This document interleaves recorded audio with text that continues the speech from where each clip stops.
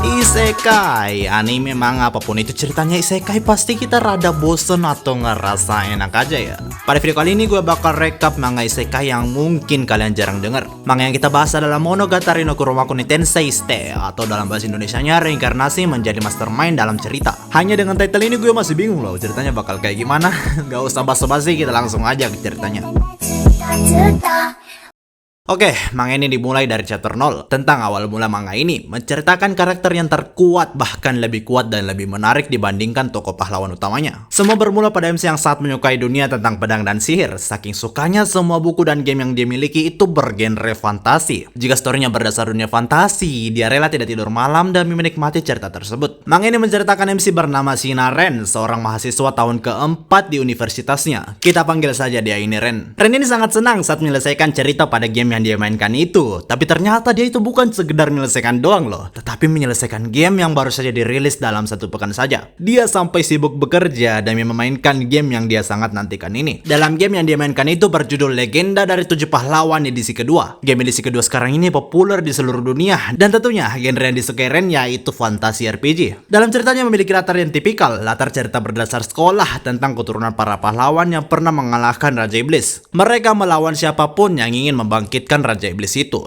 Namun pada edisi kedua gamenya memiliki sebuah cerita yang belum pernah terjadi sebelumnya. Seorang teman pahlawan membunuh anak perempuan yang disebut sebagai Saint atau orang yang suci, membawa kekacauan ke kerajaan di mana tempat itu berlangsung. Sementara meninggalkan banyak misteri, pada akhirnya Kaisar memberi perintah ke pahlawan untuk menundukkan temannya itu. Dan kelanjutan ceritanya tersimpan pada edisi ketiga game tersebut. Ren melihat baru saja ada orang yang menyelesaikan game itu dan mengatakan di sosmed kalau temannya itu mungkin saja yang akan membangkitkan Raja Iblis, alias yang dimaksud teman pahlawannya itu tadi. Dengan herannya, si Ren ini kepengen main ulang gamenya dan berpikir siapa tahu dia mungkin dapat skill rahasianya gitu. Dan secara kebetulan muncul pop-up yang mengatakan, apakah kamu ingin memulai cerita spesial dengan skill saman pedang iblis? Ya atau tidak? Mana ada lah cowok pop-up ginian malah orang yang pilih kamu.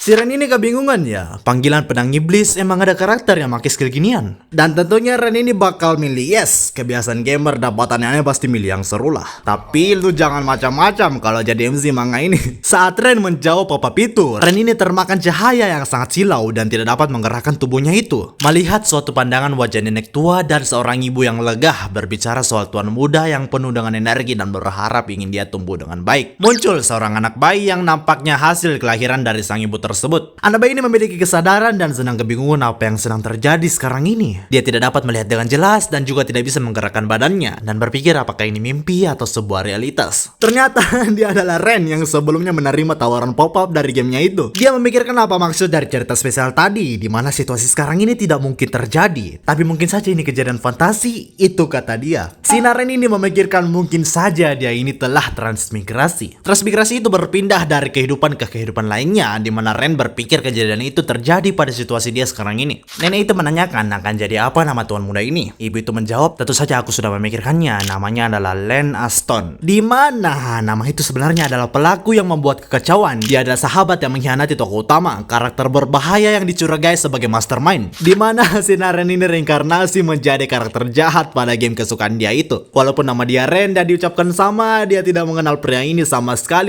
Kalau kalian gak tahu Marvel di Jepang itu nggak ada ya. Jadi Len itu dibaca Ren karena dia reinkarnasi menjadi karakter yang sama sekali bukan berasal dari Jepang. Ren ini merasa kebetulan banget dia reinkarnasi dengan nama yang sama, yaitu Len. Tetapi kenapa harus orang ini yang dia dapat? Awal mulanya lumayan bagus ya. Dia reinkarnasi menjadi karakter game yang dia mainkan itu, di mana karakternya dicurigai sebagai pengkhianat. Entah setelahnya dia bakal gimana. Dia sendiri juga bilang kelanjutan eksekusi si Len ini bakal muncul di edisi ketiga gamenya. Malah reinkarnasi cuy. Oke, chapter 0 alias awal mulanya sampai sini doang. Chapter selanjutnya bakal lebih panjang, jadi kita mulai aja chapter satunya. Awal chapter 1 ini ngasih beberapa klip masa depan dia, di mana Len alias reinkarnasi dari Shina Ren ini bekerja keras melakukan praktik kemampuan pedang dengan seorang pria. Kita belum dikasih tahu siapa sebenarnya pria ini, mungkin ayahnya atau siapalah. Len ini masih payah dalam kemampuan pedang, yang katanya dia ini lompat gak jelas, di mana itu hanya lebih membuka banyak celah untuk diserang. Ya gak mungkin MC overpower kita ini baru bentar aja langsung OP lah. Zero to hero itu dibutuhkan biar ceritanya lebih seru loh. Len gak bisa gerakin badannya dan pria itu bilang jangan mengucapkan ucapkan omong kosong, kamu melakukannya dengan baik. Seperti yang diharapkan dari anakku, pergerakanmu itu tidak bisa dianggap sebagai anak 7 tahun. Ternyata pria ini bapaknya loh, mudah kali lah cuy. Batas usia kami ini saya jangan macam-macam ini mah, anak kecil aja bisa. Oke, jadi kita tadi benar ya, dia coba ngasih klip masa depannya dia, di mana klip praktik pedang sekarang ini adalah musim semi, 7 tahun setelah reinkarnasi tersebut pada negara militer barat di benua Elpen, yaitu Kekaisaran Leomel. Dia lahir dalam salah satu sebuah desa tanpa nama. Len ini berpikir sebelumnya dia menolak realitas yang terjadi dan tentunya shock saat awal mula kejadian itu. Apakah mau menunggu ibu? Kita makan sekarang yuk. Namun jika ada orang yang harus menghabiskan setengah tahun dalam tubuh seorang bayi, dia bakal menyerah dengan cepat. Anak baik, kita tidur sekarang ya. Di samping itu ada sebuah rahasia yang kusembunyikan dari orang tuaku. Sebagai seseorang yang telah transmigrasi, aku dapat melihat yang orang lain katakan sebagai status screen.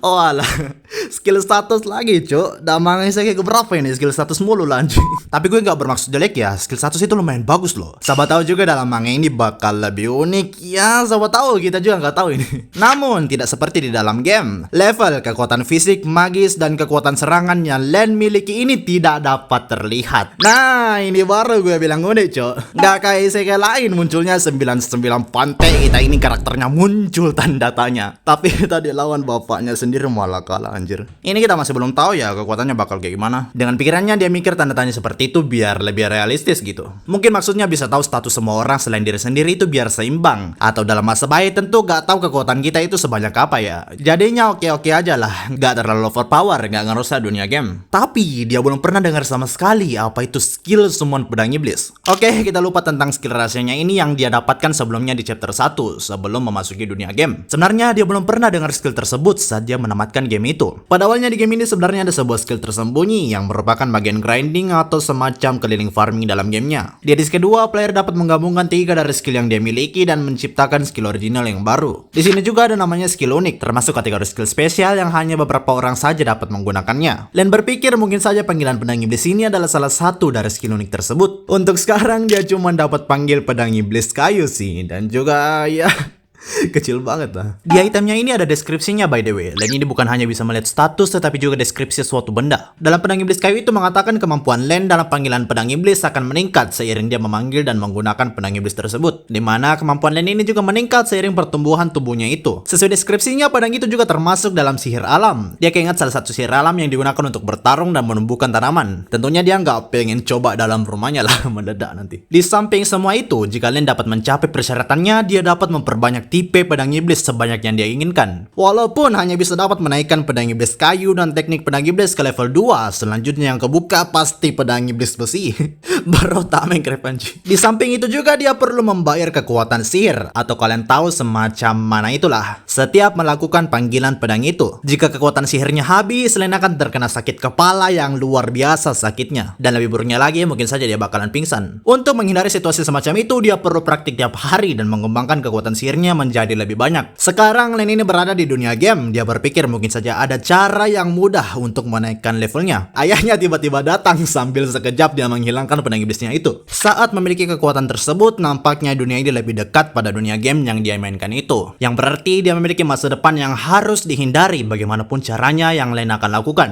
Walaupun hal terburuk akan terjadi, demi melindungi diri sendiri, Len harus melatih kekuatan sihir ini dari sekarang secepatnya sambil belajar lebih luas tentang dunia ini. Dan sekarang dia udah 7 tahun, di mana Len sedang mengangkat jemuran. Ayahnya memanggil dia untuk praktik bela diri pedang untuk pertama kalinya menggunakan pedang kayu yang ada di ruang penyimpanan, di mana Len menerimanya dengan senang. Namun ayahnya ingin si Len ini mengeluarkan semua kekuatan yang dia miliki. Ayah Len ini sebenarnya belum pernah mengajarkan bela diri pedang, dan cara tersebut adalah ajaran kakek dia sebelumnya. Dengan tegangnya, Len ini diam-diam menggunakan pedang iblis elemen kayu itu. Di tengah perlawanan, ayahnya memuji sambil menginginkan Len untuk melanjutkan sampai tidak dapat menggerakkan badannya itu. Dengan gugup, Len ini menerimanya. Namun di mana tubuh Len saat ini penuh dengan kekuatan fisik, tetapi tetap saja itu adalah tubuh 7 tahun. Dan dia bahkan tidak dapat bertahan sampai 30 menit praktik pertamanya itu. Ya, ayahnya bilang kalau itu udah bagus untuk pertama kali. Len dengan capek ingin ayahnya pulang duluan karena ingin istirahat sebentar. Saat ayahnya pulang, Len senang kemampuannya meningkat karena telah menggunakan pedang iblis kayu tersebut. By the way, Len ini bisa lihat angka status skillnya ya. Yang nggak bisa dia lihat itu status utamanya dia doang. Sejak hari itu, Len belajar setiap pagi hari, kemudian berlatih dengan ayahnya pada sore hari. Selain itu, sebenarnya item Demon Stone atau batu iblis yang didapatkan dari tubuh monster dapat meningkatkan kemampuan pedang sihir dia ini. Dimana Len tahu kebenaran itu secara kebetulan dia pernah dikasih item tersebut oleh ayahnya. Namun sayangnya tidak dapat digunakan selain orang yang mengalahkan monster itu sendiri. Pokoknya keadaan Len ini berbeda dengan game yang dimainkan, dimana Len ini harus mengambilnya dengan serius. Dan beberapa bulan telah berlalu, Len ini masih melakukan praktik hariannya itu. Berbeda dengan sebelumnya, kekuatan Len ini cukup meningkat loh. Tetapi dia terlalu mudah kehilangan keseimbangan, dimana Len ini perlu lebih konsentrasi pada pinggangnya. Anaknya sampai dilempar brutal anjir. Ayahnya ini bilang, apakah kamu baik-baik saja?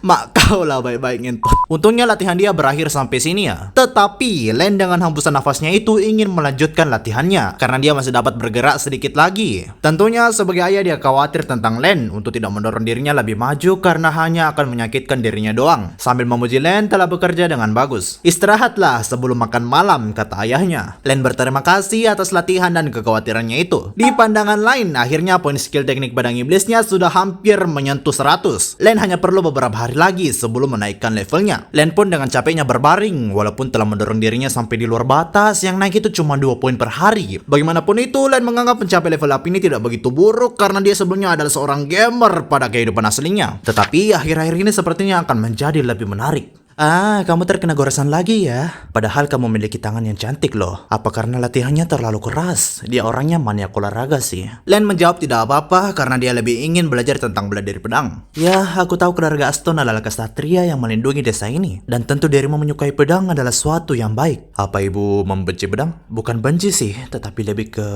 ketakutan. Ternyata ibunya ini ketakutan karena ayahnya Len sejak kecil hanya pedang di pikirannya itu. Dia adalah seorang pemberani yang tidak takut bahkan dengan monster dan menyelamatkan dia berkali-kali. Tetapi bagaimana jika keberanian ini menjadi sebuah kutukan dan suatu hari akan menjadi alasan dia terluka parah? Dengan pikiran itu membuat dia ketakutan. Walaupun begitu dia masih memiliki rasa hormat kepada ayahnya Len untuk monster yang dia buru. Sudah bisa menyelamatkan pengeluaran desa dan kulit monsternya bisa dibagi untuk seluruh penduduk. Ayahnya datang tiba-tiba dari belakang mendengarkan itu dan mengatakan, Miliayu, jangan khawatir karena diriku kuat. Aku tidak begitu mudah dikalahkan oleh monster di sini dan tentunya lebih hati-hati dibandingkan diriku sebelumnya itu, di mana yang dimaksud adalah dirinya saat kecilnya itu. Kebahagiaan keluarga lebih penting baginya daripada apapun. Saat malam hari Len berpikir tentang kejadian barusan dan mengingat kehidupan sebelumnya dia itu. Situasi keluarganya sangat berbeda di mana orang tuanya cerai dengan cepat dan mengikuti jejak ibunya. Setelah beberapa tahun berlalu, ibunya mulai jarang berbicara dengannya dan saat dewasa dia tidak kembali lagi ke rumah. Namun Len masih berterima kasih ibunya memasukkan dia ke universitas. Bagaimanapun banyak hal yang terjadi sebelumnya. Di dunia isekai ini kehidupan Len juga sama saja berubah drastis. Namun sekarang ini Len merasa kesehariannya terpenuhi dibandingkan kehidupannya waktu dulu itu. Berlatih pedang, belajar hal baru dan makan malam bersama keluarga. Dimana dia tentunya tidak bisa merasakan itu di kehidupan sebelumnya. Len kembali lagi melatih bela diri pedangnya dan sama kesekian kali dia terjatuh lagi. Namun badannya terasa ada yang aneh. Ayahnya mengira badannya kesakitan atau apa. Ternyata Len ini merasa badannya itu ringan loh. Dan saat mencoba ke ayahnya itu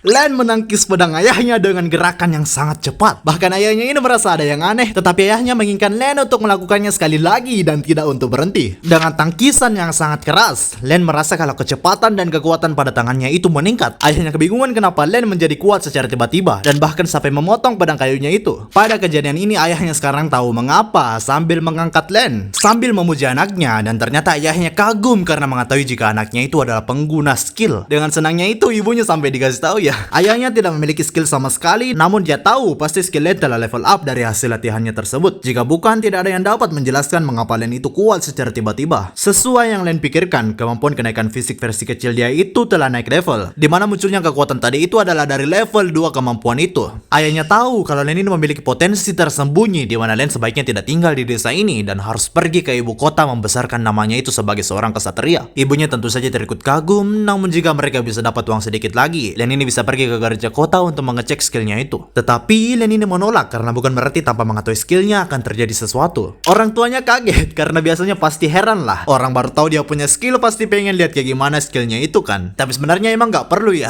Len ini udah tahu seperti apa skillnya itu dari status yang dia lihat dan pasti bakalan kacau kalau dia sebarin kebenaran seperti ini. Kita memiliki peraturan sendiri dan orang lain memiliki peraturan yang dia miliki sendiri juga. Jika bisa, aku ingin hidup dengan damai dan tenang di desa ini daripada menjadi kesatria terkenal Padahal aku ingin melanjutkan pekerjaan ayah. Jika memburu monster bersama, kita bisa meningkatkan pendapatan dan desa pasti akan berkembang. Saat dalam kejadian buruk terjadi, aku bisa melindungimu. 7 tahun telah berlalu, Len lebih bahagia daripada kehidupan sebelumnya itu. Dan semua berkat kedua orang tersebut. Aku tahu diriku tidak seperti yang dulu lagi. Namun sebagai Len, diriku yang baru telah lahir. Yang hanya aku inginkan adalah kita bertiga hidup selamanya bersama. Kedua orang tuanya sedih mendengar kata-kata Len yang mementingkan keluarga daripada masa depan dirinya. Bagi Len ini adalah edisi kedua dirinya itu. Untuk sekarang Len akan menghargai semua waktu yang dimiliki dengan keluarganya dan untuk menghindari masa depan penderitaan. Len akan memiliki kehidupan yang berbeda dengan bawaan game. Bagaimanapun mimpi ini akan berakhir lenyap hanya dalam beberapa tahun. Di masa depan aku akan bertemu dengan perempuan yang seharusnya aku tidak bertemu dan seorang yang harus aku bunuh. Melawan perubahan masa depan dan takdir yang tidak masuk akal. Tetapi untuk sekarang Len masih belum tahu apa yang terjadi pada masa depannya itu.